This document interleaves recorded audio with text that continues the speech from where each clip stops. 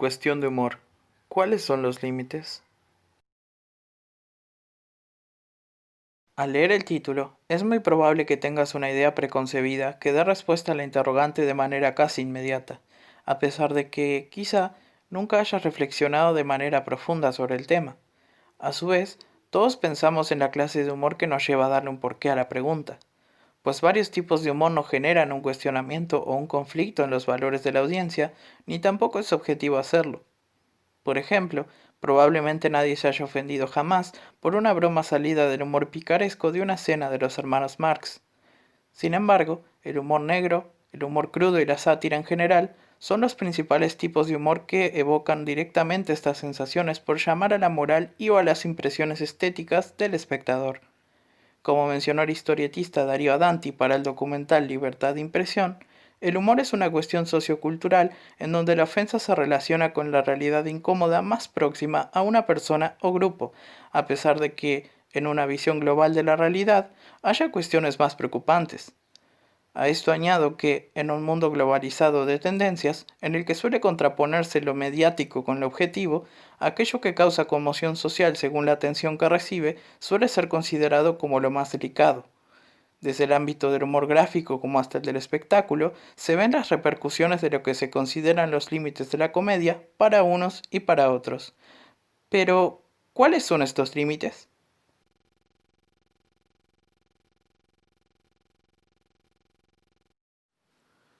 Sobre el humor en la práctica, Adanti mencionaba también que en una sociedad mercantilista como la que vivimos, los límites del humor son los límites de cualquier producto, que es que te lo dejen de comprar. Evidentemente, el hacer humor se ve ligado a diversas cuestiones profundamente arraigadas al ser humano y a la sociedad. Por eso, los límites del desempeño humorístico pueden hallarse desde lo comercial hasta lo legal, desde lo mediático hasta lo violento. Ejemplo de esto último puede ser el atentado a la revista humorística española El Papus en 1977 o los efectuados contra el semanario satírico francés Charlie Hebdo en años más recientes. Pero, ¿el humor en sí tiene límites?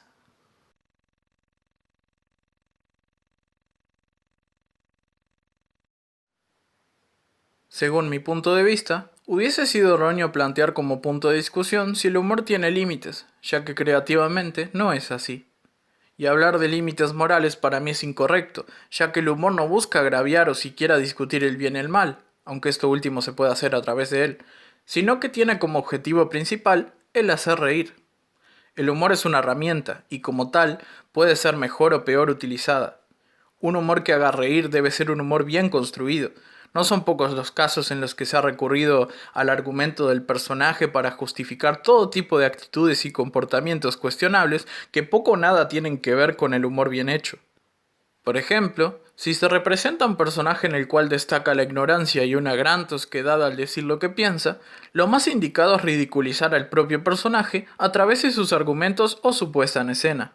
Lo contrario sería esperar a que la audiencia adivine tus intenciones como intérprete, pues, al plantear un personaje aparentemente íntegro y educado, expresando cualquier tipo de disparates, algo en ello no concuerda, y probablemente solo dé la impresión de ser alguien repartiendo agravios como panes. Eso podría llevar fácilmente a malentendidos y a dejar una audiencia insatisfecha y encima disgustada. Por otro lado, sostengo que como audiencia, la postura autoritaria no debería tener cabida, pues un espectador no es un juez penal ni debe serlo.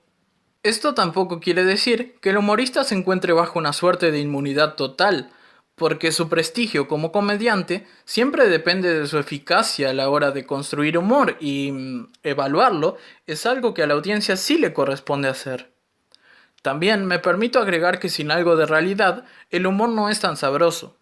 Irónicamente, y para quienes se hayan ofendidos por la verdad, nadie puede negar que son mucho más disfrutables las bromas de las cuales puedes exclamar un "es verdad" entre risas.